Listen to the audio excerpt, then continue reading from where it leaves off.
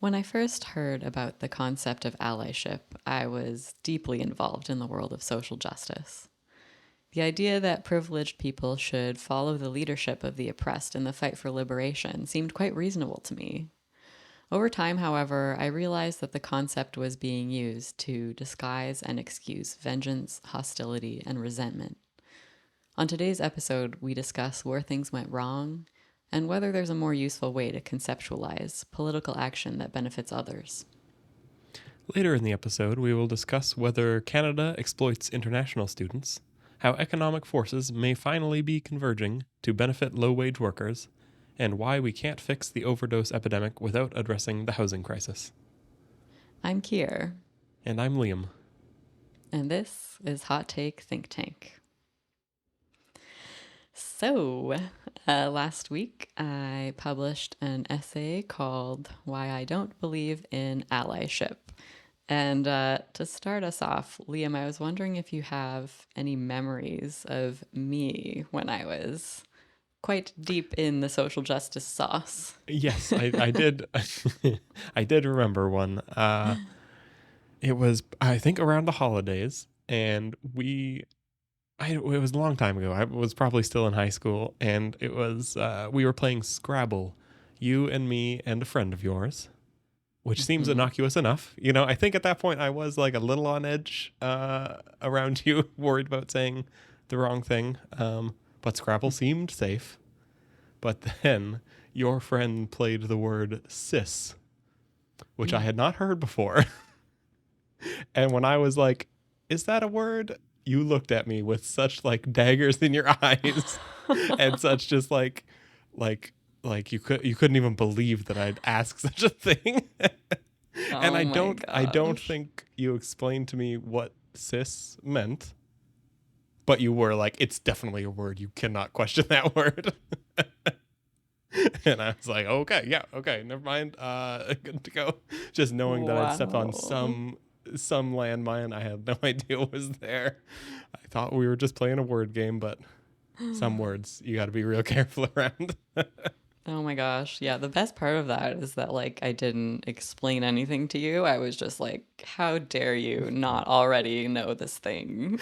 I got the gist that it was like somehow a political something, but yeah, no, I did not. I'm pretty sure I looked it up later because I was afraid, I guess.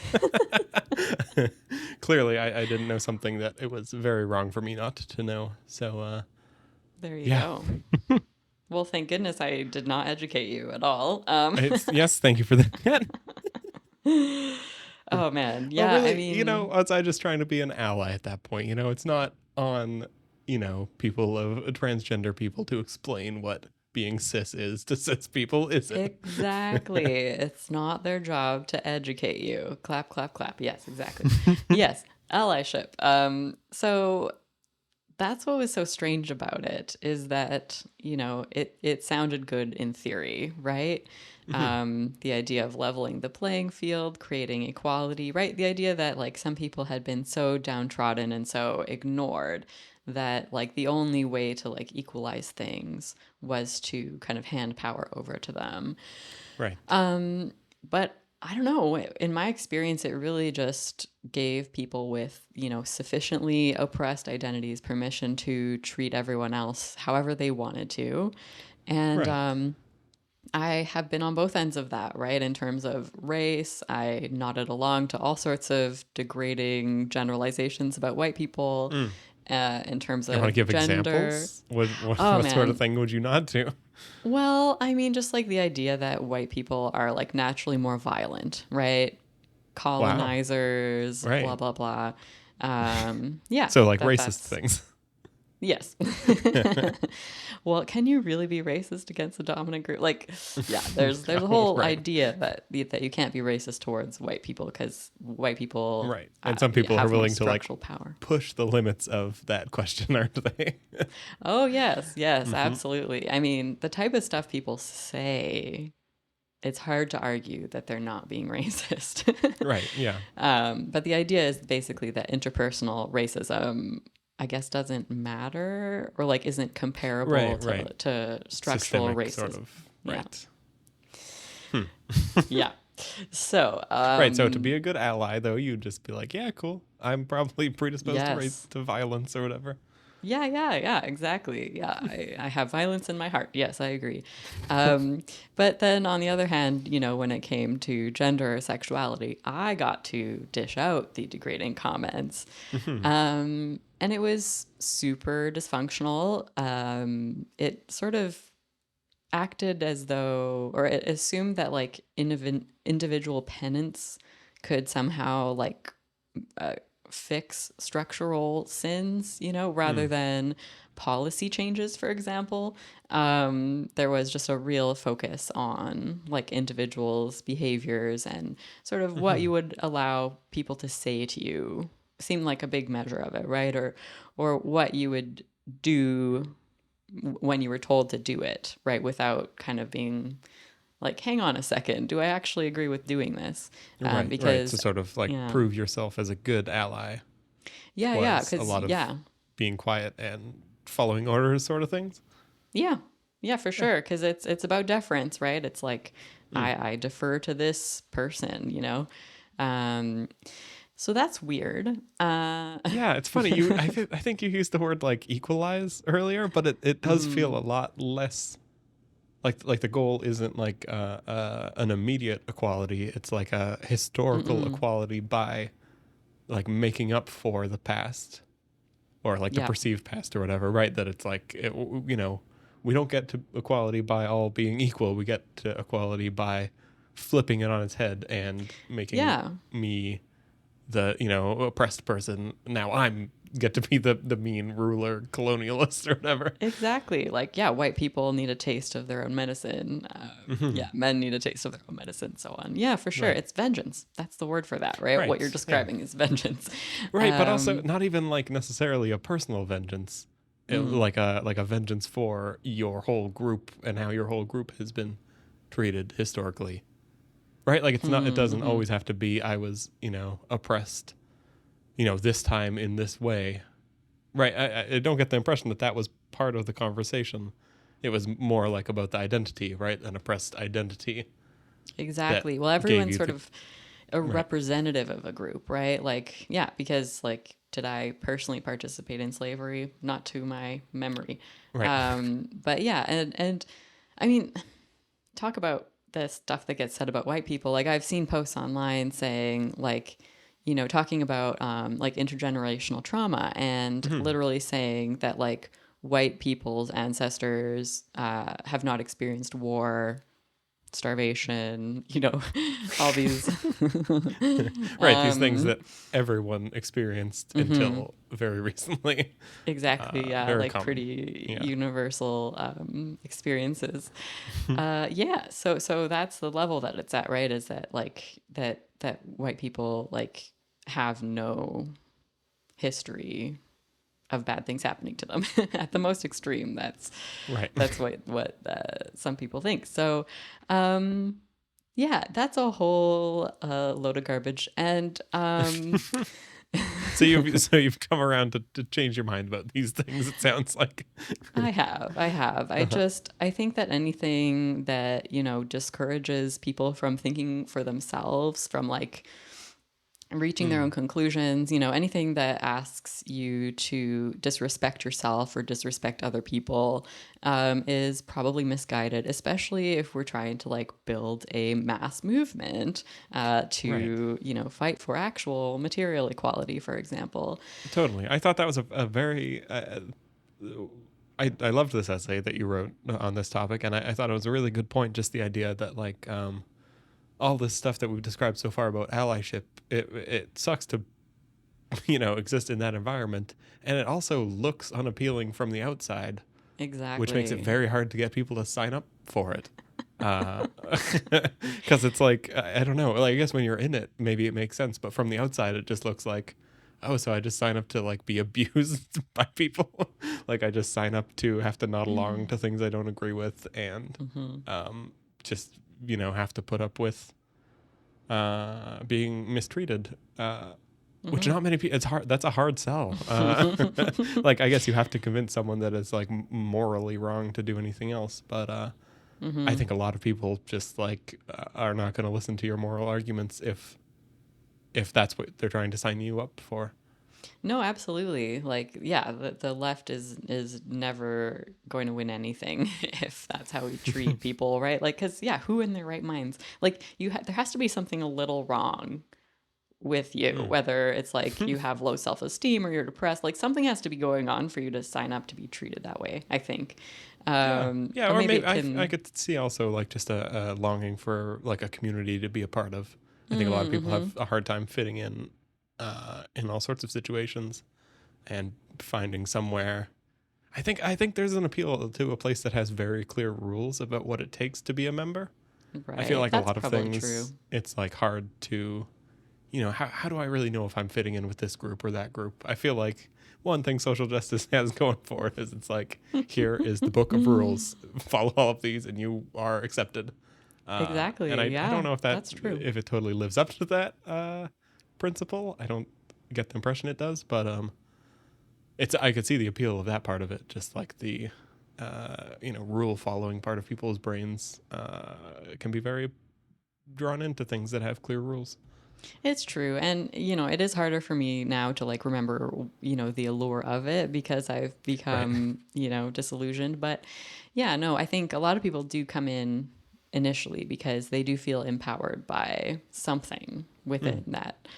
within that subculture, right? Like there's Yeah. some part of themselves that maybe at some point they felt embarrassment about or whatever that in social justice land, can be a source of like pride and strength. So I do think, Right. people do, yeah, get roped in for various reasons, but it's just such an unhealthy dynamic that it's like, yeah, it Yeah. looks bizarre from the outside as it should.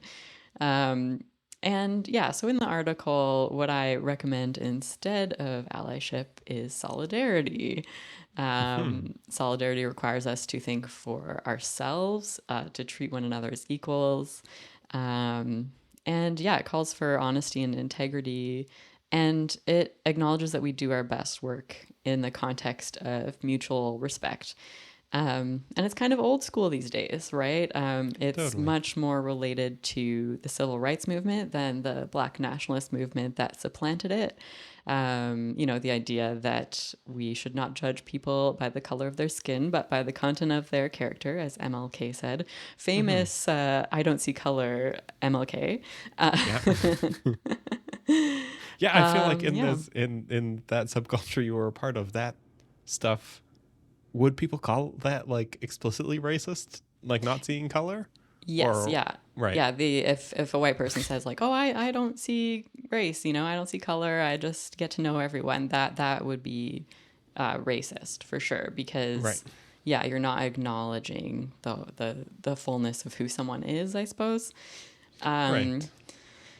yeah, which I don't know, I just feel like there's a distinction to be made there, right? Where it's like the idea that you can approach someone on a human to human level and to get to know them and to not make assumptions about them before talking to them, that Mm-hmm. seems just good. And I also think you can have a curiosity about that person's family and ancestry and lineage Hmm. if you end up talking about that.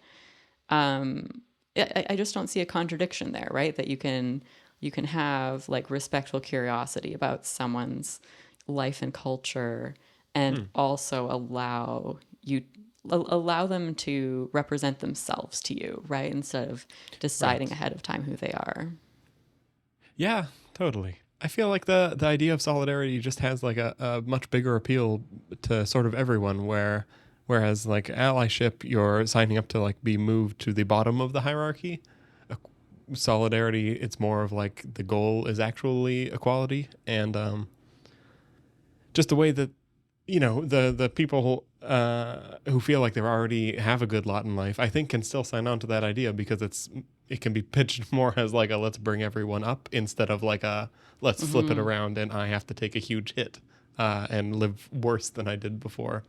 Uh, and it does feel, I don't know, I feel like it's pretty dispersed throughout society that it's like not an acceptable like moral statement to be like my type of human is better than your type of human. Like I think the sort of universal human rights is at least in our part of the world, pretty widely accepted and hard to argue against. So it does seem like a much more viable like mass movement system, solidarity, instead of allyship. Yeah, I definitely think so.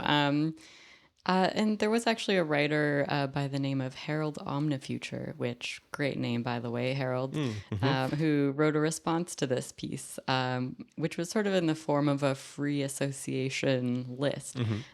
Is very interesting, and I'll link it in the show notes so listeners can check it out for themselves.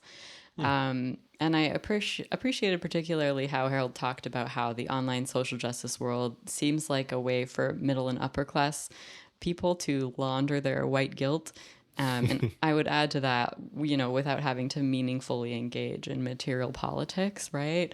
Right. Calling yourself a settler in your bio, sort of these gestures that are empty, Right. but can, kind of give you the glow of someone who cares, within the leftist subculture anyway. Yeah. Right.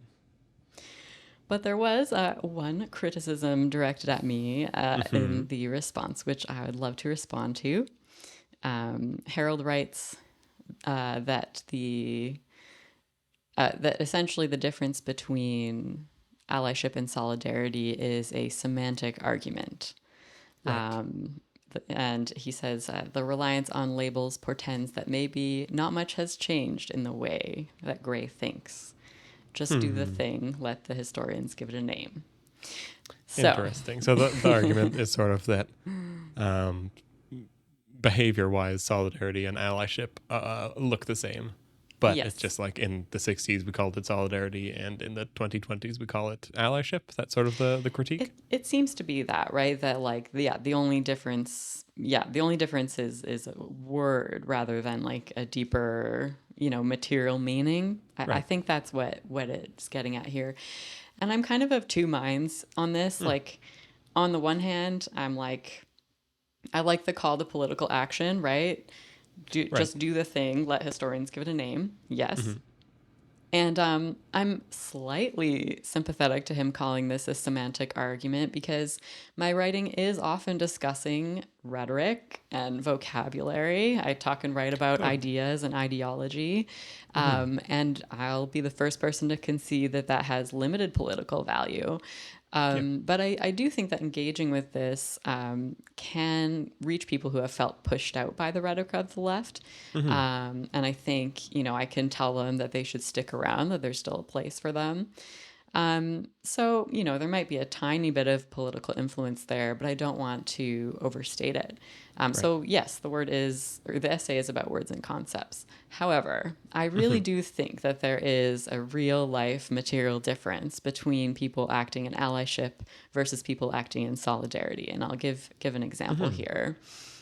When I was involved in the social justice world as an ally, I helped co-facilitate anti-oppression trainings, which are probably more commonly called diversity trainings, right? So the goal was to draw attention to the different life circumstances of the people in the room and to show that not everyone started out with equal advantage, right? Really teaching the concept of privilege as an unearned advantage. And the workshops would have kind of various exercises that were designed to drive these concepts home. And there's the question, do they work? Right? Right. Diversity, equity, and inclusion industry is now a $9 billion industry annually. So in that way, And it works. It works to make money. It's sellable. That's something. yes, yeah, you can make money doing it. I never did, of course. I've always been a poor business person. But yeah, so there's this article by Jesse Singal for the New York Times at the beginning of the year that was called "What if Diversity Training is Doing More Harm Than Good?" And I'll quote from that, which it says, over the years, social scientists who have conducted careful reviews of the evidence base for diversity training have frequently come to discouraging conclusions. And he goes on to say that even though diversity trainings have been around since at least the 1960s, they're very rarely subject to rigorous study. But when they are, the diversity trainings appear to have little to no positive long-term effects. So they Right. simply do not accomplish what they hope to accomplish. And Right. the New York Times article even gets into why these trainings might actually worsen the DEI Mm. climates of organizations. So that's the type of thing that I was doing as an ally, right? When allyship was the Right. concept at the front of mind for me. Totally. I can't help but feel like the researchers, in some sense, are being bad allies by doing this research. Right. Oh, That for it's like, sure. the oppressed people conducting these seminars or whatever, um, should be deferred to, right? And if they say it works, then it works, and you should that should be the end of it, right? But Absolutely. Yeah. Yeah. being Absolutely. bad allies who are like, I'm going to second guess you, Yeah, seems wanting seems evidence to show is it. bad allyship. Asking questions, bad allyship. Right. Yeah, having doubts, bad allyship for sure. Hmm. So, what about solidarity? What does solidarity look like in a real life concept? Well, a good example is union organizing, right? Hmm. Unions often act in solidarity with other organizations and groups, and that includes financially. There's also solidarity within unions, right? And a good example is Yeah. when current union members refuse to accept a contract that would protect their pensions but would strip all future employees of pensions. And that's like a Hmm. very common occurrence where you will have workers acting in solidarity with future workers they haven't even met yet. Right. So, not only do union workers have smaller racial and gender wage gaps than non union workers, Hmm. but there was a 2020 research paper in the American Journal of Political Science called Labor Unions and White Racial Politics. And this paper found that unions have an anti racist side effect. White union Hmm. members feel less racial resentment against blacks than their non union counterparts. And there's an article on salon.com called Why Labor Unions Make People Less Racist by Matthew Rosa. Hmm. And yeah, basically, the paper has shown the reduced racial resentment within union workers. And there's a couple reasons for this, right? There's a need to recruit workers of color in order to achieve majority memberships in racially Right. diversifying labor sectors. And so they have to have ideological and strategic incentives to mitigate racial resentment among the work and file in pursuit of their organizational goals, right? Hmm. And growth. So basically, these organizations rely on interracial solidarity to succeed. It's baked right into their structure. Right. So when Harold says that the difference between allyship and solidarity is semantic, this is what I would say, right? That these words refer to concepts that really can affect what sort of political action people Right. choose to engage in. Right. It feels like maybe the left did like swap out one word for the other, but alongside that swap out, what was actually being done changed, alongside it. Uh, Yes, absolutely. so it did take that place in the movement, but it's not the, sort of the same actual thing happening. Yeah, and we have $9 billion worth of, work being done in the direction of something that has very little evidence to support it. Yeah. And, I think the left, the social justice left, I hope this is changing, but has been kind of skeptical or dismissive of union organizing at certain points Right. because It's they're more interesting. class focused and Right. less focused on diversity, equity, and Right. Right. It inclusion. would be hard to. I bet you couldn't find a union where people from oppressed groups get more pay than people from not oppressed groups. That would Right, which be, which yeah, a hard might be sell. what the social justice thing would suggest is the right move. But Yeah, when you're yeah, actually in the room discussing your contract, probably not so much. The other, exactly. we should probably move on to the next article. But one last thing that I find really interesting about the contrasting those two things is that one approach sort of foregrounds racial differences, Hmm. and the other one does not. And then the one that seems to have better outcomes is the one that doesn't focus like that. Union organizing isn't like an explicitly racial activity, right? So the fact that that's the one that leads to better outcomes is just interesting, right? It's like a problem that when you try and deal with it head on, you fail, but when you deal with it tangentially, that might work better. Yeah, absolutely. And I think in sometimes the findings in research are counterintuitive, but I think there's something intuitive about the idea that, if you have a common goal with people that are different from you, you don't know each other very well, but my future relies on working with you and your future relies on working with me. It makes sense that that's Yeah, an environment in which we learn a bit more about each other, right? Like it's much easier to hold stereotypes about groups if you've never met anyone like that before, right? totally. So Or I, like never yeah, been on the same team, right, right? Like that, exactly, exactly. you and me are going to work together on this. Yeah. Yeah, interesting.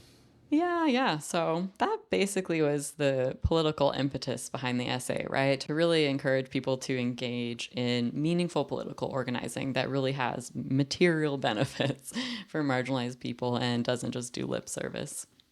Totally. Yeah, great article. Very, very good. Thank you. Well, let's move on next to something that you did not write. It's an article titled Canada's Open Secret. International Students Are Here to Be Exploited. Written by Kunal Chandhari and published in The Breach. The article is about the state of international students coming to Canada for education at colleges and universities. They pay about 5 times the tuition fees, which provides an essential chunk of financing for the post-secondary institutions. And they are also limited to 20 hours of work while they're here, which leads some to participate in the informal economy where maltreatment is common. The article does not pull any punches about its thesis, saying that Canada, quote, uses international students to prop up its fledgling labor market and has created, in effect, an indentured class of student laborers, a substratum of the Canadian workforce forced to labor in service of the Canadian economy while being openly reviled by much of the public. Kier, what do you think about this article? Well, although there's some fiery language, like what you just said, that feels a bit over the top. I'm not sure that, the majority of Canadians feel a revulsion towards international students. I think that the labor issues are really legitimate and concerning, right? The fact that there's a 20 hour cap on how much these students can work. Like there's no way that they can, be making enough to feed themselves and clothe themselves and house themselves unless, they're coming with a lot of money. And I guess they only have to prove to the government that they have $10,000. And given the cost of living here, like that'll last you like 3 months if you're lucky, right? So, and when we have rules like that, which I guess the federal government temporarily removed the 20-hour limitation last November, but it's going to be returning soon at the end of the year. It is a real concern that students are going to be forced into the secondary labor market or the under the table work, right? Because it is true that those people are more likely to get ripped off, to not get paid at all, to get paid under minimum wage. If they get injured, like there's all sorts of obstacles for them to get help. And basically they're just really, really vulnerable at that point to mistreatment. Oh, yeah, totally. They call it the informal economy, right? The under the table pay in cash sort of thing. And yeah, it's basically the part of the economy where there are no regulations, right? Because that's the whole idea Exactly. is that you're being paid secretly for your work. And I don't know, especially here in Canada, the idea of working in a context without any regulation seems very worrying for a lot of reasons, right? And being docked pay, forced to work unreasonable hours, forced to work in dangerous conditions, right? We have a lot of safety nets in regulation that don't exist if you're working for money under the table. Exactly. Yeah. Yeah, so I think putting students in that position is really awful. And then, the article starts off with this food bank that has no Right. international students on a sign outside, right? And I think that's the revulsion that the article is referring to, right? Is, if you can't Right. make enough to eat and you also can't go to the food bank, like what are you supposed to do, right? Like that's concerning for sure. Yeah, yeah, totally. I think I wish that the story had gone a bit more into that sign and what happened, because the sign says, I think, no international students, and then in brackets it says government regulation. Um, but the Hmm. article didn't explain, like, is there a regulation against giving food bank food to international students, or was that just Well, yeah, I do you guess what I know? Yeah, do know is that food banks often require like identification, right, and an right? address sort of thing. Yeah, yeah, exactly. So I could see this is part of why I would like to see food banks nationalized, is because then it could be Yeah. standardized, what, who the food bank supplies, and you wouldn't have all these little organizations with Yeah. different rules, sort of their own little fiefdoms. Mhm. So yeah, it is possible that that, but it's if there is a rule, a government rule against feeding one group of human beings who are hungry, Yeah, and who were like let in officially. Like it's yeah, not, yeah, yeah, totally. exactly. That would be absurd. We invited them to come and they came and now they can't eat. Yeah, Yeah, that we should be taking collective responsibility for that for sure. I thought totally. maybe the most shocking part of the article to me was that there was one funeral home in Right. Ontario that repatriated 33 bodies back to India. And I guess it was kind of implied in the article that these had been suicides. Right. Yeah, of students who would come to Canada. Yeah, And exactly. And there yeah, was also a young Indian student who was living under a bridge in Toronto recently, right. who had been found by his classmates and got him into the shelter system. But this is, you know, this is the type of life that certain international students are. This is the Canadian experience that they're having. Right. Yeah.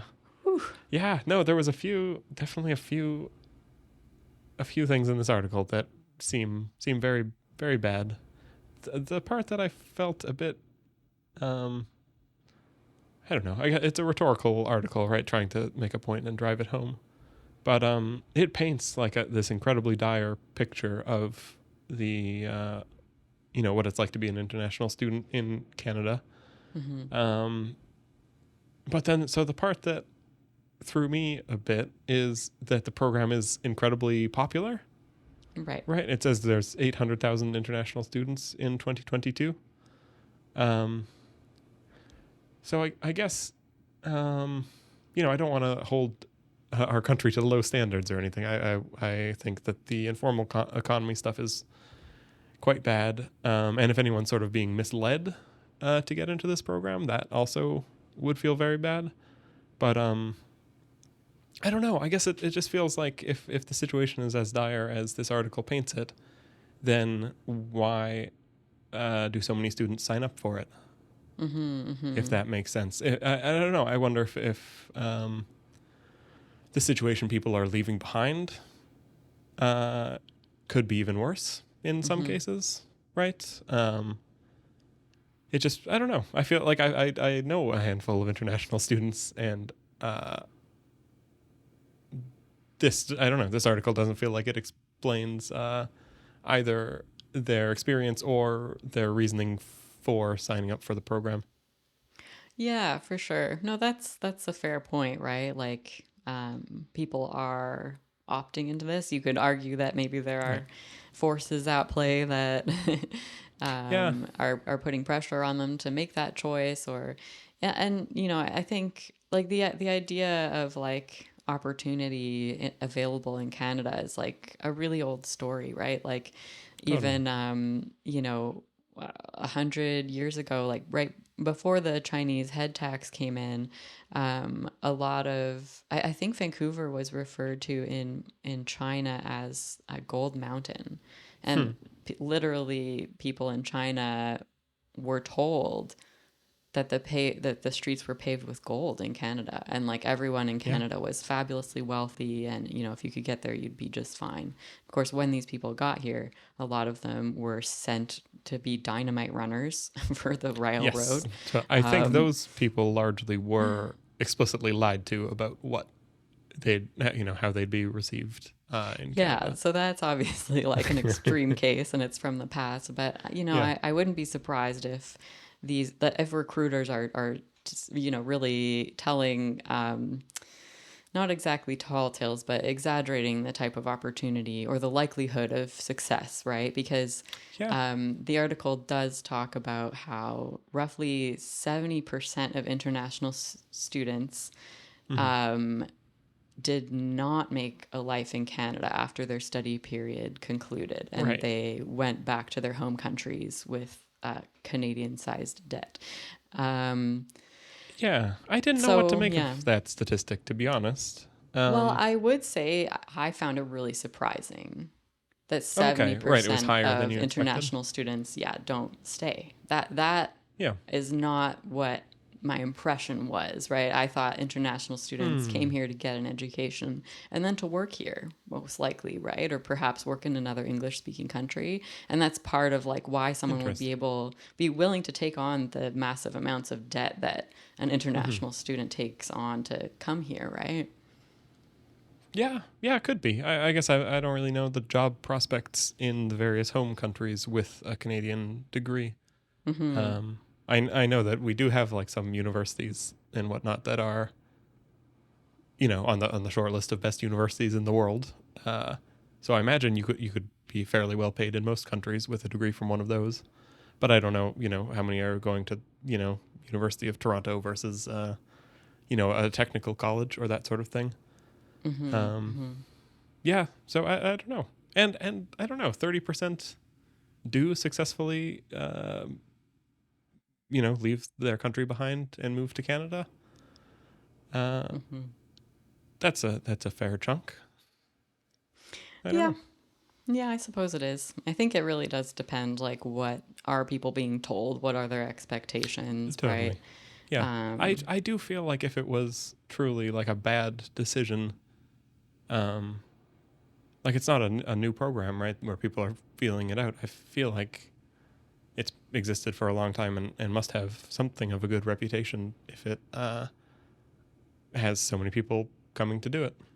I don't know though. You could also have people with like really limited options, right? And this is the one they choose. But Yeah, no, it's true, and it and I gets at think the that. article, it kind of refers to that at the end, right? It says like, if, Canada develops a reputation for really mistreating Totally. international students, they will stop coming here. So I guess Yeah, the proof will be in the pudding, right? Over time, are we totally. gonna lose Yeah, out on I this think or that's not? why I rubbed up against like the very harsh language so much. Sort of just that it feels like if it was truly like turning people into indentured laborers, the problem would in time resolve itself in that people wouldn't sign up for it anymore. It doesn't feel like it's being forced on people, and it gets at that very uncomfortable part of I don't know, the world's development. I think where there are people in very bad situations, and it feels uncomfortable. I don't even know if I want to get into this, but just the idea that I don't know, someone who's like it feels uncomfortable to offer someone something that's better than what they have, but worse than what they deserve. Yeah, no, I If that feel makes that, right? sense, Right. right? If it's like you can make more here under the table than you can make back home, right? Right. It feels somehow But you're still making less than Canadian citizens, for example, yeah, right? it Like, feels yeah. very uncomfortable, but it also feels sort of like it would take away their autonomy. And like that the idea of like, oh well, we can't provide a Canadian salary job, so we just shouldn't invite them at all.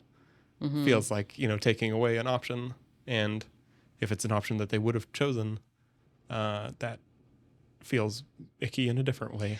Yeah, but at the same time, like, it's arbitrary that they can't work more than 20 hours a week. They just Totally. took the cap off for a year, right? So if they can Yeah, do no, that, they can totally. keep it off. And we have a That's the labor thing. shortage, right? So Yeah, I think like that's how I would push back a little bit, is it's like, well, yeah, like they might still do it if it's bad, but that doesn't mean we can't make it better. totally. And No, we the could, like, I goal think our shouldn't be. economy will benefit from that because we literally have a labor shortage. Yeah, So no, why no, aren't we I'm letting I'm them with work you. more? It's like I guess I just wish that, I think that you could write an article about the same issues and say like it would be better for Canada and for international students if we Hmm. made these changes, right? If we expanded the number of hours you can work and eased the path to citizenship for foreign students, that sort of thing.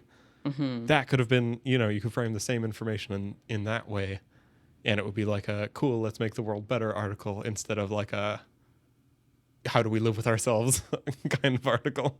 I don't It's know. true. It's true. It has It's sort of yeah, a tone of real like cynicism and yeah, like it's painting a very, very dismal picture, which probably doesn't represent all international students, but it might yeah, represent like the worst off of the international students, and totally. yeah, we should care about them.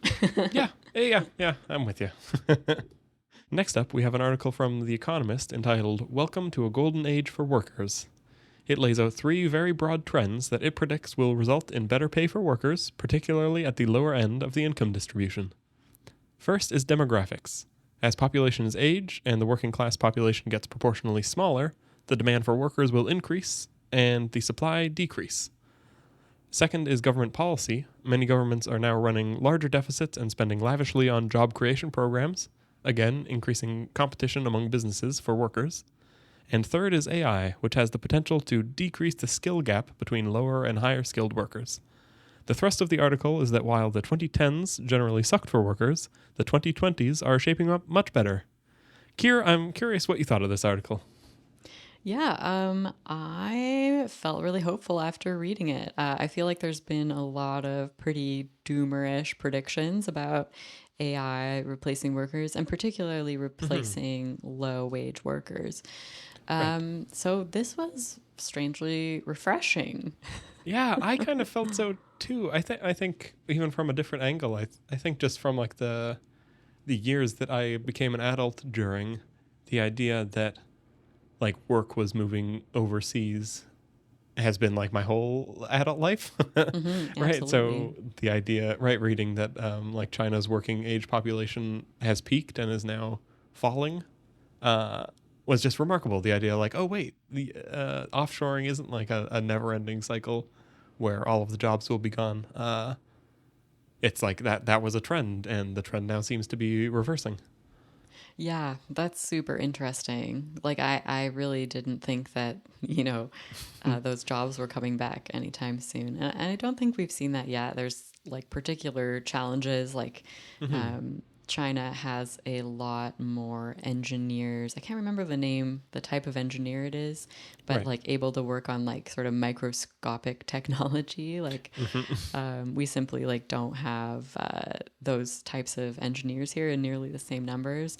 Totally. But it sounds like, yeah, there's like a change in tide that's on the horizon here. Yeah, no, it's interesting. It the whole article does stay pretty much at like the very broad level. It doesn't get into very many specifics about like specific industries or, even specific countries for most of it. Um, but yeah, it's cool to see like the broad trends laid out, sort of how a financial person might, look at the prospects of all the low wage workers. Hmm. Yeah, and see a surprising amount of positivity. Hmm. Especially I feel like when sort of the I mean, I guess I thought it was interesting, the idea that these days like it's very politically important to like bolster your low wage worker claims. Hmm. That feels like something almost out of like the Occupy Wall Street movement, Hmm. where it really drew attention to income inequality and to wage gaps and that sort of thing. And now it feels like it's pretty mainstream, the idea that like society, you should play not just to rich people, but also to, the worse off.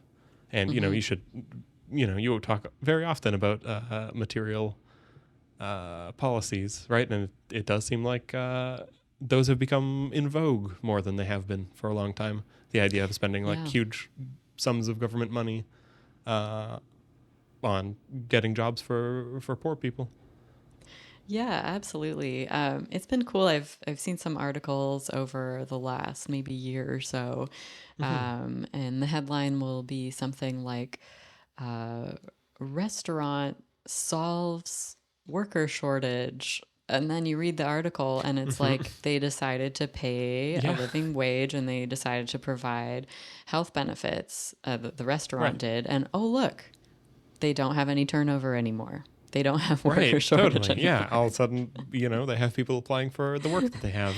Exactly. Like the idea that, like, yeah, because there's a labor shortage, workers can leave, right? That gives them so much power Totally. to like go to someone that will provide them with a higher wage and benefits. And it Yeah. creates like this competition, right, among employers. It's Totally. like, what can you provide? How can Right. you keep your people, right? And I Because if think you that's if you great. don't have like an edge to keep workers working for you, then they will leave and work for someone else who has an edge. Right? Exactly. Totally. It's sort of how competition is supposed to be helpful, Yeah, but hasn't been exactly. so much in a while.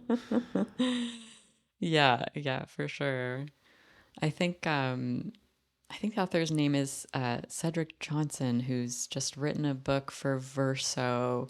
Mhm. I think it might be called After Black Lives Matter, and it's sort of a Mm. socialist critique of the Black Lives Matter movement. Right. And sort of at the end of it, like when he's talking about how it's really been sort of glossed over that a lot of the black people who were killed by police in these cases that became so famous, a lot Mhm. of them were working sort of in the informal economy. Here we are again, Right. Yeah. right? Like selling CDs on the street or selling single cigarettes. And Mm. actually, that work and also that like precarious class standing is part of what made these people so vulnerable to the violence they experienced. Hmm. That was sort of, and I think what it was is that the Black Lives Matter movement like was kind of playing into respectability politics a bit, right? They wanted to honor these people and give them Yeah. dignity, but part of what that did was ignore the class element. Right. That like not all black people are equally vulnerable to police violence. Hmm. And one thing that the author talks about near the end of the book is public works projects, right? Like Yeah. if you have this class of people that's like totally disenfranchised from work for various reasons, like maybe it's because of a criminal background, right? Like good luck Yeah. getting a job with a felony, Mm-hmm. or for various other reasons. Public works projects, like there's plenty of different things that these people could be doing that would be for like the civic good, right? And there's tons Yeah. of examples. Like the whole reason that the U.S. has national parks is Hmm. because of previous public works projects, right? And Right. Yeah. there's like so many cool things that those projects have done. Like one of them actually was collecting oral history from former slaves. There's like Wow. this huge trove of interviews, and those were done by, again, people working under public works projects. So Hmm. yeah, I think there's like, if we're open to a socialist spin on sort of how to bring people out of those informal economies, like there's a lot of cool things we could do. Totally. Yeah, and it seems like the tides are sort of shifting on whether or not that kind of policy is like politically palatable in North America, right? That it's for a long time, the idea of any big government projects was sort of poo-pooed, but now it's becoming more popular again. Yeah. Uh, yeah, which is interesting. Another kind of funny point about it is that there's been a trend for labor unions to demand fewer work hours per week, uh, Yeah.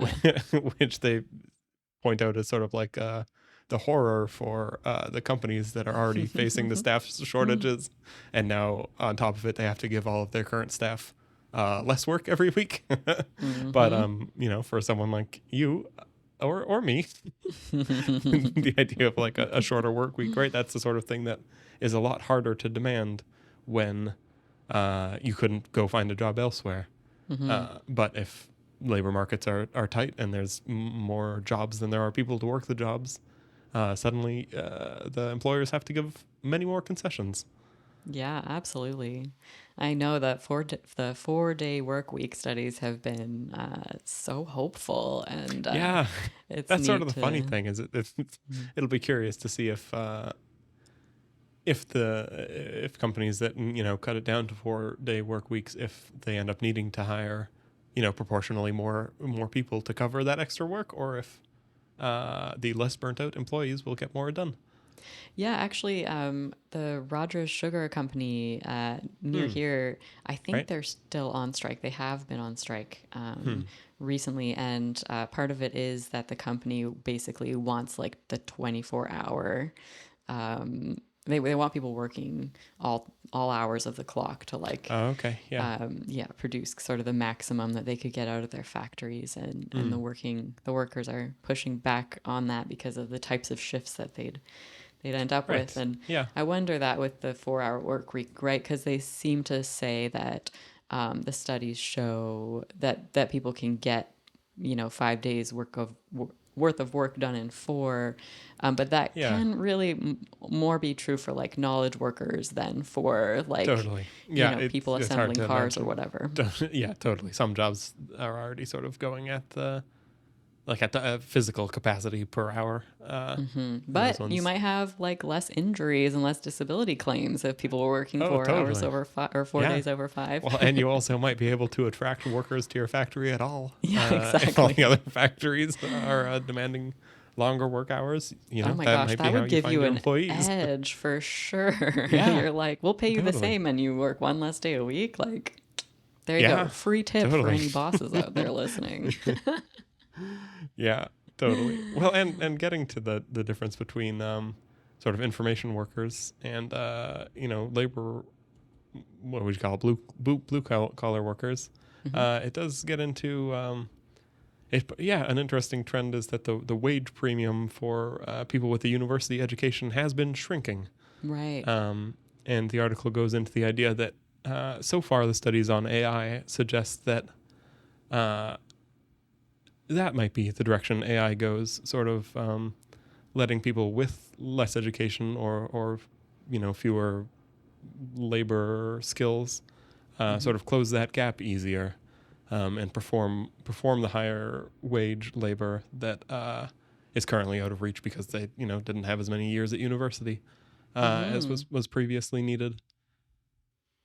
Yeah, absolutely. And I think it also mentioned that, like, in the societies that are experiencing demographic aging, right, which we certainly are in Canada, that, like, it is like the labor intensive jobs that are going to have the worst shortages, right? Right. And those are often jobs that, like, have not been as well paid, right? But, so that might be a pressure that specifically affects, like, manual labor jobs. Totally. Yeah, and Yeah. then if on top of that, the manual laborer can use AI to perform, a job that would have required a degree in the past, that puts yet more pressure on the employer to pay more and give more benefits to win over that worker at all, right? If suddenly they have to compete with, I don't know, financial firms or hospitals or law firms for that same worker. Previously, they just got to compete with the other factories. But if an example they give, right, is the idea that nurses could take on some work that is currently done by doctors, thanks to access to highly trained AI models that help them make good decisions in the way that a doctor might, but without the full doctorate degree. And Right. And and then that presumably care workers could take on nursing totally. nursing roles with Yeah. assistants as well. Yeah, and it also gets at the idea that, like, you could hire based on different skill sets, right? Like the most important thing for a nurse could become the bedside manner, as opposed to whether or not they have a diploma or a degree, which would be very interesting. Sort of a big shift in what qualities are being hired for. Yeah, for sure. I do feel like the writer did seem a little bit naive on what nurses already do because Yeah. nurses already do a lot of like have taken on a lot of like doctoring roles Oh, and they totally. are very highly trained. So you wouldn't want someone walking in off the street and No, nursing it's for true. it. But I think this article is more talking about these general trends that Right. can Just result in like yeah. the general idea that AI might augment people with skills that they don't have, and sort of, get it to them in a faster way than a 4-year degree would get it to Yeah, them. exactly. Yeah. Yeah, which is very interesting. And Mhm. yeah, it sort of ends with, uh, I don't know, a bit about the politics of it, that AI might bring in these big shifts that will lead to some job losses, but that, in the opinion of the person who wrote this, it would probably be better to help people who lose their jobs transition, but not try and sort of hold back the tide of Mhm. these changes, which I thought was an interesting note to end on. Mhm. Um, yeah, Yeah, well, because that could certainly look like, again, government intervention, right? Like yeah, retraining. We talk about that because Canada's, economy has been so resource based for so long, right? So if we're right, trying to move totally. away from various types of resource extraction, like we really need to support people in retraining into new careers. Yeah, totally. Well, and if Hmm. all these trends sort of work out the way they think they will, that seems like that task might become easier, because if there's more better paid jobs, the idea of transitioning from one job to another gets less intimidating. And if AI is there to help you learn the new skills that you lacked before, even easier still. Hmm. Yeah, so Yeah, it was absolutely. just nice to read an article that was like, hey, here's some trends about the world that are going good. Right? I feel like we don't come across that too often, do we? No, we really don't. Yeah. Well, we'll see, I guess. But yeah, Hmm. Yeah, we'll hope for the best. totally. Well, speaking of something that is not working out for low wage workers, our next Mm-hmm. article is from The Walrus, and it's entitled Why the Opioid Crisis is Rooted in the Housing Crisis. And it was written by Mm-hmm. Kevin Patterson. Um, so yeah, I guess I wanted to start off by saying that there were 7,328 opiate overdose deaths in Canada in 2023. Mm-hmm. Yeah, the opiate epidemic continues to rage, and the article's written in that context. Yeah. So yeah, there's things I like about this article. There's Mm-hmm. things I'm not so keen on. Yeah. But I think it tells an interesting story for sure. It did. It felt like the article was written and then someone else wrote the title. It's the impression I Yes. got. Like an editor looking for clicks might have read it and changed the title to something a bit more sort of clear and targeted than Yeah. the piece was. I didn't think the piece. I don't think it even really attempted to say that the opioid crisis was rooted in the housing crisis. Uh, No, it I was don't sort of think more it just did. playing with the ideas. Yeah, exactly. The article is like pretty narrative and reflective, you know. Hmm. It is written by a physician who works on Hmm. Vancouver Island. But yeah, I don't think it fulfills like the promise of the title, and I think that was my main problem with it. If it had, a more accurate title, then I might not have felt the same sort of disappointment. But yeah, Yeah. it gets into some interesting stuff. So the author uses Nanaimo, BC, to sort of frame the story, and Hmm. Nanaimo is a city that's on Vancouver Island in British Columbia, Canada. And it has the honor of having been called Canada's heroin capital in Hmm. 1994 in a Washington Post article. So at that time, the city was definitely a resource-based economy, and a lot of people were out of work in fishing and logging and so on. Mm-hmm. Poverty was very high. I think it was 40 some percent. Unemployment was high, but the houses were cheap. Mm-hmm. And since then, unemployment has really declined. The mean income has risen.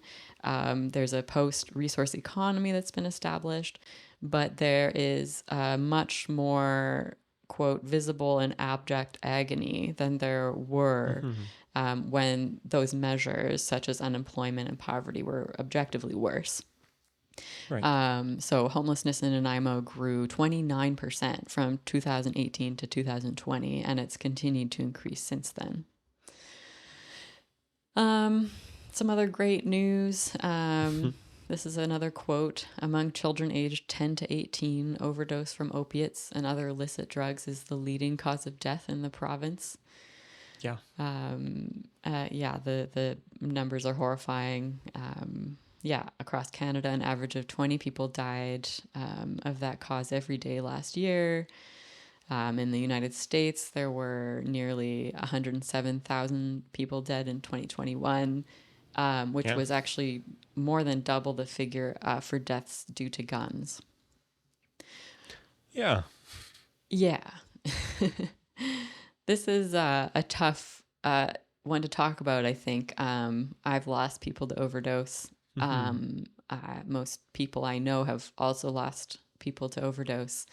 And I think there's a lot of like rage around how quick the COVID response from the government was Yeah. compared to how slow and laden with excuses the response to the opiate crisis has been in British Columbia. Right.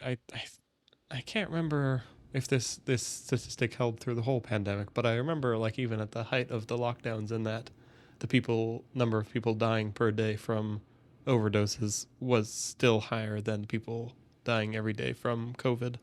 Yeah. And I can't remember if there were a few days where that switched the leader, but generally, yeah, it's been a bigger, longer standing problem than Yeah. the pandemic, with a much different response, considering that COVID sort of got the whole machine of government working on it almost immediately. Yeah, absolutely.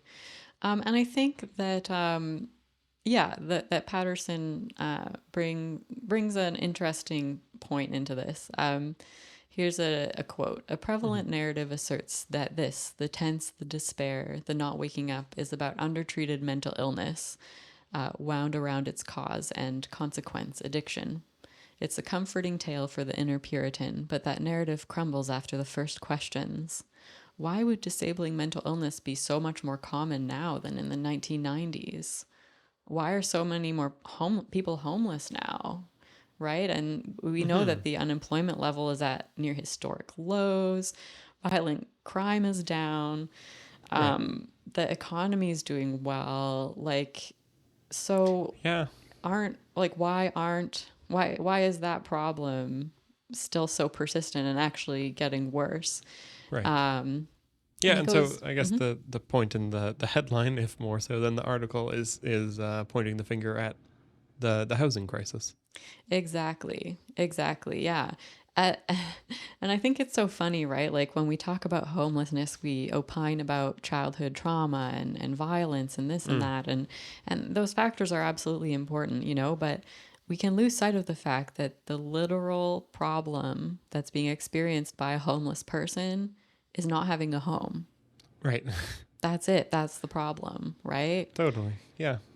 Hmm. And that's what I appreciate about this article, right? He talks about how homelessness, mental illness, and addiction are not the same thing, that most homeless people do not have an addiction, that only Mm-hmm. 1/4 of overdose deaths are homeless people, right?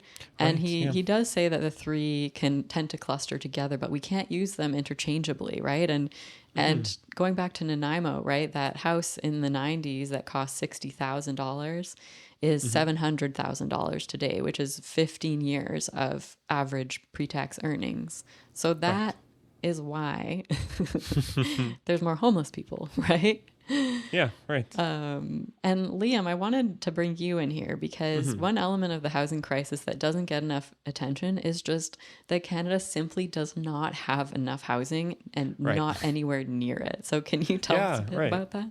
Totally. I think this is a statistic of mine. I mean, I didn't come up with it, but I told you it, and it clearly stuck with you. It's Hmm. that of the G7 countries, which are sort of the seven most developed economies in the world, Canada has the lowest number of houses per capita. So Hmm. just straight up, number of houses compared to number of people, we are at the very bottom for having enough houses for everyone. And I think we are also at the top of that list for that figure you just mentioned, the number of years you have to work to pay for the value of an average house. I think Right. we're at the top of it on that scale. So yeah, just generally, if you look at it from 30,000 feet, Canada just has too few houses for how many people live here, and that leads to supply and demand, and houses being really really expensive. Hmm. Yeah, absolutely. Like this article says that to restore housing affordability, Canada would need to build an additional 3.5 million homes by 2030. Yeah, 3.5 million homes in 6 years, right? yeah. That's just not going to happen. No, totally. Um, I actually I read a different article in The Economist that was about Canada's housing market. And what did they call it? They called it like they were advocating for Canada to go on like a wartime footing with regards to housing supply. Speaking of Uh, public works projects, yeah, it's like it's I don't know. There has been like a spattering of housing related policies in Canada over, I don't know, just the last couple of months. It seems like it's become top of mind, but they all feel very like peripheral hmm, and small. yeah, not given not the at all scope of the sort of problem. the wartime footing of, we have to hire, tens of thousands of people to build millions of homes. Yeah, that's not happening, and seems very unlikely to happen. Yeah, I think it should be treated as an emergency. Like the Hmm. homelessness really does seem to be increasing. Like invisibility too, right? Like I've seen Yeah. tents like popping up all sorts of places like in the middle, like the meridians of highways, and like Hmm. it's quite alarming. And I just like I love how Patterson like directly ties the increase in housing prices to homelessness, right? Because we Hmm. have people working full time minimum wage who are homeless, right? Hmm. Working homeless people. Right. The math just doesn't allow them to live in a home if they are working for minimum wage. Um, and yeah, there was a study by the US Government Accountability Office in 2020 that says Hmm.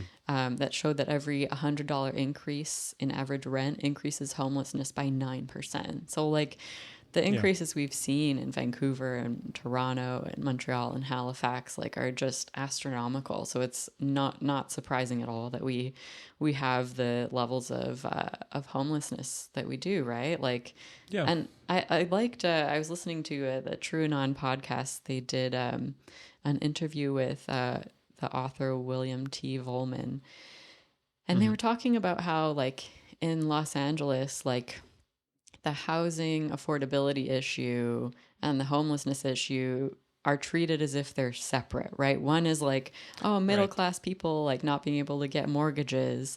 And this is about, oh, mental health and addiction and blah, blah, blah.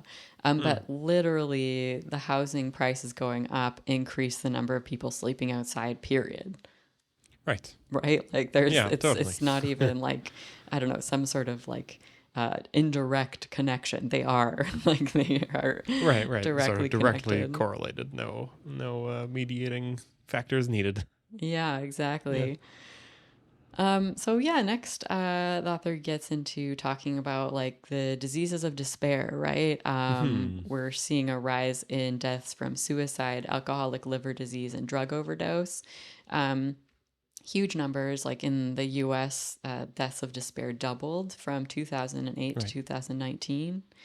And what's kind of interesting is deaths of despair don't happen specifically among the poorest people, but the most Hmm. hopeless, right? Hmm.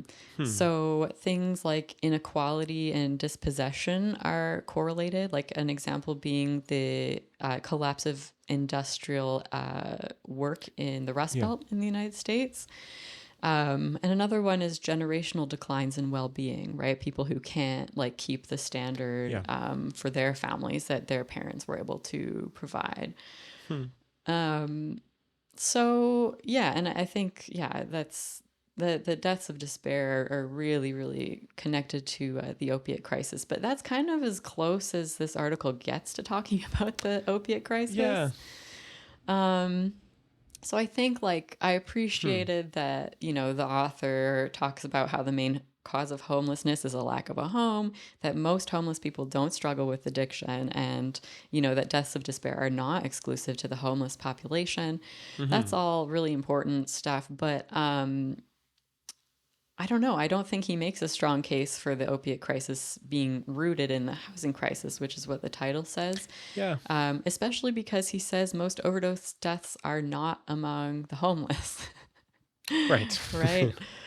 Yeah, Um, totally. Back to the idea that like the title was just written by someone else mhm. trying to get clicks. It really feels that way because Yeah. no, you're right. It's yeah, I mean, I guess I mean, I clicked on the article because I thought maybe that would be an interesting argument someone could make, and I guess I still think that. So if anyone wants to, they can. But Yeah, yeah, absolutely. But we do have some news on that front. There's a right, yeah, Supreme because Court case right now.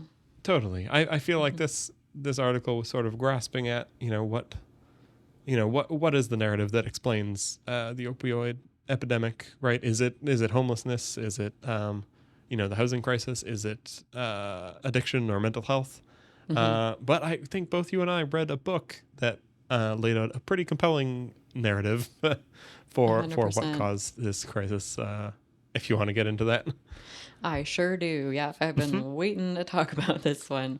Yeah, the book is called Empire of Pain by Patrick Radden Keefe. And there's also a documentary that involves extensive interviews with that author called The Crime of the Century, which is HBO. And yeah, they both tell the story of the Sackler family, that is the owners of Purdue Pharma. And when we're talking about causes of the opiate epidemic, I have come to very strongly believe that this was a manufactured crisis by a handful of pharmaceutical companies, and that Purdue Pharma led the way. Um, yeah, do you want to get into it, Liam? Or Yeah. Well, I yeah, feel like I want to start with the caveat that I'm generally very leery of any sort of like, evil cabal caused this problem in the world. I feel like most things that are wrong are explained by like trade offs or, bigger systemic problems. mm-hmm. But this book I thought laid out a very clear and well thought out a case against the Sackler family, basically that they came up with an opioid painkiller and purposefully marketed it as not addictive, Mm-hmm. and sold it very very hard, sort of with big commissions for salespeople and big marketing campaigns and misinformation, things that they knew were not true, that they told people anyway, and managed to get by the FDA, which Well, yeah, they basically colluded with the FDA. right, yeah, Mm-hmm. uh, and yeah, and so they got a ton of people hooked on these painkillers that were addictive, and yeah, and sort of by the time regulations started catching up with them and lawsuits started coming in, there were just a tremendous number of people addicted to the substance, Yeah. uh, who sort of since the prescriptions stopped being written as commonly, have largely switched to street drugs, Mm-hmm. which are, I mean, the over the counter drugs were also very dangerous, but the fentanyl in particular on the street is very very dangerous and Yeah. kills lots of people. Yeah, no, absolutely. Yeah, the Sacklers and Purdue, right from the beginning, were, concealing information that they had about the level of addictiveness. Yeah, and they were like straight up telling doctors that this was the first non addictive opium or opiate Hmm. in the history of the world because of its slow release function. Of course, you could crush it and snort it, and it would no longer be Yeah. slow release, and they knew that. So they concealed that, they put that it was non-addictive in the literature, and they literally colluded with a member of the FDA to have it approved. And so then all their salespeople could say, look at the label. It's right in the packaging. It says it's Yeah. non-addictive. There was no maximum dosage suggested. You could give people as much as they said that they needed. Hmm. And there were all sorts of just horrible little details. One that stuck out to me was that, they said that one pill would last 12 Right. hours, but that pill in their own studies showed 10 hours of Right. effectiveness. I could be remembering the hours wrong, but Hmm. the point is that it would wear off much before you were allowed to take your next dose. Because so what Right. the pharmaceutical company said was that people who are taking these pills for legitimate pain conditions and who take them as directed by their doctor cannot become addicted. Only bad people who get the pills for the wrong Right. reasons can become addicted. But people who took them as prescribed were going into withdrawal every single dose because they didn't Right. last Yeah. as long as the packaging said. So of course they would go through their prescription faster than they were told they should. Right. Totally. And then if the doctor, I mean, I think a lot of doctors were just very happy to write more and more prescriptions, but any who tried not to sort of led their patient to find an alternative source. Mm-hmm.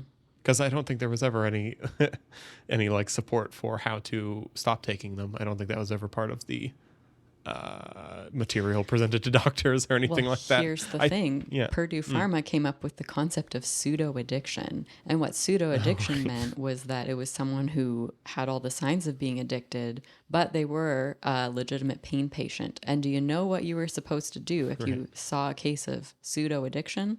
Mm. You were supposed to increase their dosage. That is what they told doctors to do. And that's what many doctors did. Yeah. Terrible. It's crazy. It's It literally a really is. criminal Yeah. conspiracy. And the Sacklers had so many chances, right? Forks in the road where it's Hmm. like, okay, here's all these signs that this is going horribly wrong.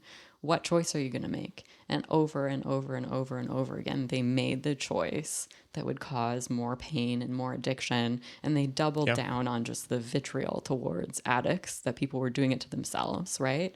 And that legitimate patients, this would never happen to. It's one of the most horrifying books that I've ever read, Yeah. straight up. Totally. Recommend it though. Yeah, Anyone yeah. who's intrigued by this little taster, give it a read. Definitely It'll give it a scare you. read. Yeah. And yeah, so the story, I mean, it's horrifying front to back. But what's Hmm. happening right now is that the Sackler family has a decision that's being considered by the Supreme Court. Hmm. Um, yeah, and basically, what happened was, like, there have been all sorts of lawsuits that have been filed against Purdue Pharma and the Sacklers. Hmm. So Purdue Pharma basically declared bankruptcy. Hmm. And so there's a $1.5 billion still within Purdue, and it's being turned into a nonprofit company whose earnings will help to pay for the addiction crisis, which is crazy when you think about it. They're selling more Yeah. OxyContin to pay for addiction services. But yeah, the whole bankruptcy proceeding is really controversial because basically what Hmm. happened is Purdue Pharma, the company, pled guilty to 3 felonies, but the Sackler family pled guilty to nothing. And Right. as part of the bankruptcy deal, it was like, okay, the company will have these felonies, whatever that means. That there will be a fine that's paid, and part of the deal is that the Sackler family is protected from all civil litigation forever. Right. And there's some interesting details. Like, for example, the Sackler family drained somewhere between 10 and 11 billion dollars out of the Purdue Pharma company when it became clear that there was like all this mounting litigation. Right. So And I think yeah, part of the bankruptcy dealing was that that was the cutoff line. The money they took out after it became clear they were going to go bankrupt due to legal action, that's the money that they are paying out to settle the lawsuits. But all of the money they made yeah, before that point, with the, if the current ruling stands, will be inaccessible to any civil lawsuit. yeah, Thanks to exactly. the decision by this bankruptcy court, which seems like a lot of power to put in the hands of a bankruptcy court. Exactly. And that's why it's made it to the Supreme Court, because the government was like, hang on a second. Like, Yeah. the Sacklers like basically evade accountable. All of them evade jail time, of course. And none of Yep. them have to plead guilty to a single crime, I don't think, in this deal. Nope. And it sounds like, various parents and relatives of people who have overdosed have mixed feelings on this. For Yeah, some people, I believe that that this was sort of an option that was put to the plaintiffs, and that it was voted, and that it won the vote. Sort of the majority of people in the class action lawsuits said they liked the plan enough to vote for it. to vote for the settlement. Yes. Okay. Okay. Yeah, but not all Interesting. of them. But yeah, that's sort of how it got through the bankruptcy court was Right. it was sort of approved. Yeah. Yeah, because I guess like some people are like, listen, the Sacklers are like one of the wealthiest families on the planet. And so individual litigants have no chance. Like, a mother Yeah, who is a totally. hairdresser in Virginia is never going to get a cent out of these people. But if we do this settlement, those people will get money. But Yeah, then on the other hand, some people are like, these people have evaded accountability for decades of this crisis, totally. Yeah, and we cannot let them off the hook now, right? And that the money totally. is like not ever going to be able to like make up for what they've done to people. Yeah. Yeah, it's it's terrible. It's a man-made disaster, isn't it? It sure is, and I think like one of the most vile parts of this whole story is that like over and over again, the company got away with paying a fine that Hmm. seemed big to us little Right. people, right? But this company, like, I think it was between 2006 and 2014, which is a 9-year period, Hmm. 100 billion opiate pills had been shipped to pharmacies across the United States. 100 billion with a B. Yeah. So like the amount, you could Yeah, it's an find these incredible number. people like $900 million, and that's doesn't mean anything to them. Yeah, Like, so basically over and over again they're like, "Oh, like doing the like economic calculus." They're like, "Sure, we'll pay the fine and we're going to keep doing it. Oh, pay another fine, keep doing it. Pay another fine, keep doing it." And totally. it just felt like over and over and over again. There was no mechanism to get these people to stop. So I Yeah, think that's like, we have to make sure that this cannot ever happen again, right? And I think totally. that's a question. Like, I don't know exactly what legally needs to happen to discourage companies from acting in such a horrific manner, but that's what we need. Yeah, I think that's sort of the argument for leaving them open to civil liability is that, right, it does seem like a very evil family, but you got to try and solve these problems in systemic ways. And, how do you convince other potential evil families from not being so evil? Probably either putting them in jail or making them broke Yeah. would be a strong disincentive to do such evil things. Uh, and I think that's an argument people have for the $6 billion payment not nearly being enough. That is it just another small enough fine on the on the path to tremendous wealth. Yeah. Yeah, exactly. I mean, if all the Sacklers get to walk free and they continue to be billionaires just with fewer billions than before, then I think that we've failed to discourage this sort of behavior. So, Totally. Yeah, the next time a family has an opportunity to do the same, they might well. Because it didn't turn out too bad for the incredibly rich people. yeah, could have been worse, that's for sure. Yeah, highly recommend Patrick Radden Keefe's book on it, Empire of Pain. If you just want to be really excruciatingly angry about this, read the book. Totally. I recommend it as well. Now we got to transition somehow into my quiz. Dun, dun, dun. A bit more lighthearted, I suppose. And it gets back to housing, a topic we often talk about. And today's quiz is about Canada's housing market in particular. Just a cool statistic I saw that I think I would have gotten wrong if I had guessed it beforehand. So the idea is we're dividing Canada's housing market into 3 types: rentals, owners with mortgages, and outright owners. And the question is, how much of the market is made up of each of these types?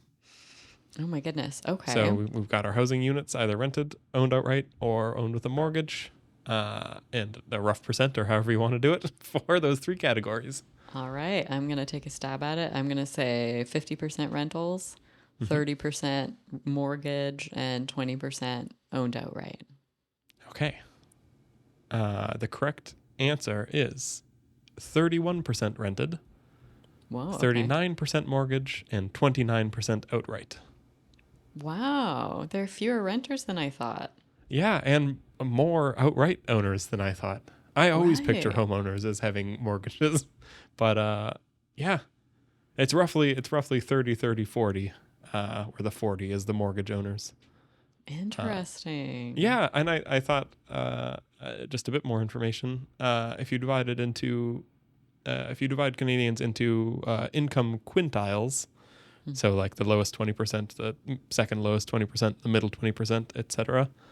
The lowest quintile is the only one where the majority are renters. So even people in like the 20 to 40% bottom are more likely to own their home than rent it. That's really interesting. Yeah. Yeah, that's like not the impression that one would probably get from the way that the housing crisis is being talked about. Totally. Which I think, it doesn't mean there's no housing crisis. But yeah, it complicates and lends some perspective on sort of who's experiencing it. And Totally. Well, and the the thing that sort of scares me about it is that 30% who own outright have no incentive to bring housing prices down and huge incentive to increase it. And they're the ones paying politicians. and the mortgage people generally have that same incentive, but a bit less so. Yeah. And I also brought the numbers for the OECD, which is a collection of about 30-something countries, sort of the most developed in the world. Just, for some comparison, I thought the OECD instead of comparing to the States this time. And across sort of the whole rich world, 17% rent on the private market, 23% own with a mortgage, 48% own outright, and 12% have a different housing setup, which is a lot of like public housing, which Canada has essentially none of, but other countries have large subsidized rent chunks of their housing market. Right. So we do have more renters than like the average of the OECD countries. The other thing that I was like not sure of is that triple system, or like dividing things into those 3 categories, doesn't represent companies that own large swaths of real estate. Which I know that we do have, right? That not everyone is just, I'm a person who lives in this house and I own it, right? So I'm not sure where those... I think those would fall into the rental category, assuming that they are being rented. Okay. Yeah. Because, yeah, it's sort of the rented on the private market. who's inhabiting them? Is that what?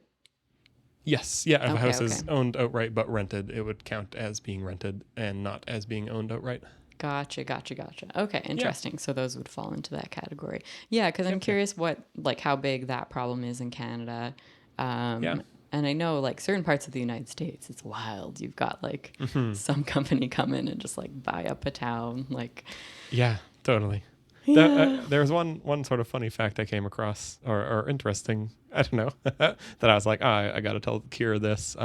That in the OECD, the 48% own outright struck me as high. And I found a note that said part of the reason that number is so high is that all of the former Soviet Union countries that are part of the OECD, when the Soviet Union collapsed, all those houses were sold to the people who lived in them for sort of pennies on the dollar. Wow. So there are countries like Romania, I believe, was the one with the highest outright rate, and it's like in the 90s. Wow. Because I guess the population hasn't grown much since then. And at the end of the fall of communism, there were enough houses for everyone, and everyone just got them. That's so interesting too, because I think Romania is like struggling on a lot of other metrics, right? So Yeah. it's like, yeah, you can't use home ownership as like a shorthand for like how people are doing. Totally. Yeah. Yeah, But it's super a country interesting. where, I mean, I have to think they'd have fewer outright owners if more people were like trying to move there. Right. Right, But I yeah. think the population is sort of stagnant because there are other sort of unappealing things about it beyond the very cheap housing. Yeah, for sure. Interesting. Yeah, so that's the quiz. Yeah, Statistics always 31% coming renters. in. Coming in to surprise you. Very cool. Cool. We had one note we wanted to end on.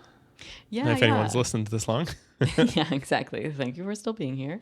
Our next episode will be the last one of the year. So we're going to break away from our usual format a bit for a holiday special. Maybe get a little more personal or, talk about what we've read and watched this year. Who knows? We'll see. Yeah, totally. Still planning it. Still planning it. So part of that is we want to invite you to ask us questions. Yeah, so you can submit your questions to hottakethinktank@gmail.com. Yeah, or I think we'll be checking the comments on YouTube and Substack if you want to leave questions there for us. Yeah, exactly. We're curious, what you'd like us to talk about. So you can do that in a couple different ways. Yeah, cool. Look forward to reading your questions. Well, this has been Hot Take Think Tank. Until next time.